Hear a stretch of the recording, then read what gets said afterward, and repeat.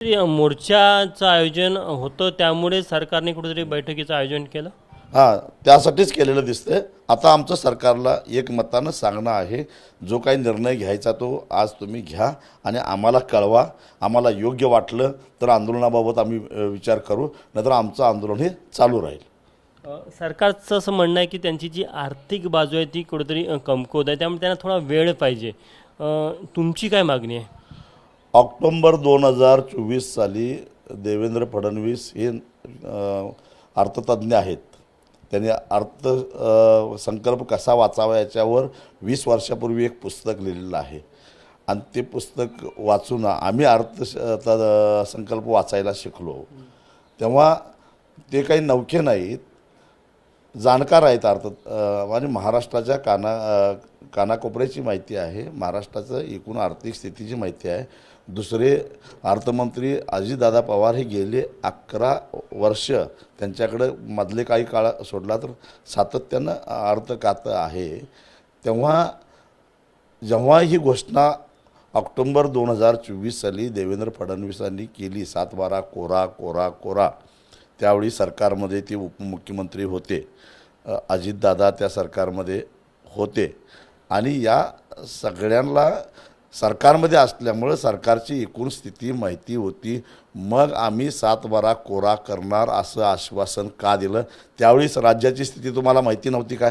कारण निवडणुका झाल्यानंतर या सरकारनं एक म्हणजे फक्त खर्चिक प्रकल्पच जाहीर केलेले आहेत की ज्याच्यामधून काही पैसा काढता येईल. उदाहरणार्थ शक्तिपीठ महामार्ग 12 जिल्ह्यातले शेतकरी विरोध करतायत, तरीसुद्धा त्याच्या भूमी संपादनासाठी 20,000 कोटी रुपयाचं कर्ज हे आत्तापर्यंतचं सगळ्यात महागडं कर्ज, माझ्या माहितीप्रमाणे 7.5% व्याजदराचं कर्ज काढलं. ह्याची काय गरज होती?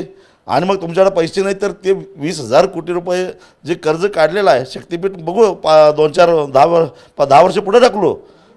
आता तर आहे तो रस्ता, त्याला जो समांतर आहे तो पूर्ण क्षमतेनं चालत नाही, केवळ 25% क्षमतेनं चालतो.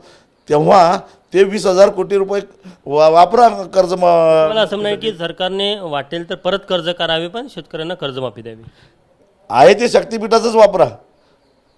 तुमच्याकडं महागडे प्रकल्प करण्यासाठी पैसे आहेत, मग तो मेट्रोचा प्रकल्प असो, उड्डाणपुलं असो, नको असलेला शक्तिपीठ महामार्ग असो, यासाठी यांच्याकडे हजारो कोटी रुपये आहेत आणि दररोज 8 या दरानं शेतकरी आत्महत्या करतोय.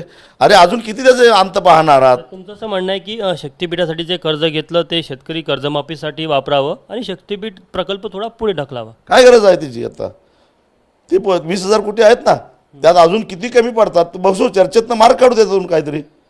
शक्तिपीठ हा पुढे ढकलायला पाहिजे. 100% राज्याला आर्थिक खाईत टाकणारा आणि सगळ्यात महागडं कर्ज घेऊन हे कशासाठी पाहिजे झाला शक्तिपीठ महामार्ग? आणि त्याच्यामध्ये मोठा भ्रष्टाचार होणार आहे, 50,000 कोटीचा भ्रष्टाचार होणार आहे.